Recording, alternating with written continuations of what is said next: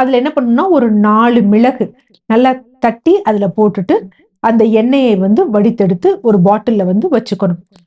இந்த எண்ணெய் எப்பல்லாம் யூஸ் பண்ணலாம்னா, வாரம் ஒரு முறை. அதான் பாடி ரொம்ப ஹீட் ஆகுறவங்க. ஆனா குளிர்காலத்துல யூஸ் பண்ணக்கூடாது.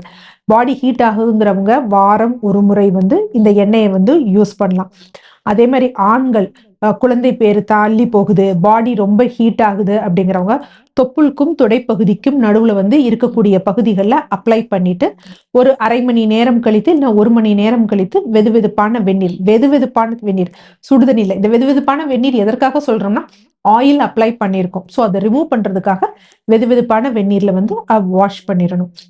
அதே மாதிரி எனக்கு திடீர்னு யூரின் போக ரொம்ப எரிச்சல் இருக்கு அப்டின்னா, இந்த எண்ணெய வந்து தொப்புள்ல ஒரு 3 சொட்டு லைட்டா சூடு பண்ணி 3 சொட்டு விட்டுட்டு, பாத விரல்கள் இருக்கு பார்த்தீங்களா? அந்த நகக்கண்ல வந்து தடவுனோம்னா, வெறும் 3 டூ 5 மினிட்ஸ்க்குள்ள அந்த அந்த சூடு அப்படிங்கிறது யூரின் எரிச்சல் போறது குறைஞ்சிரும்.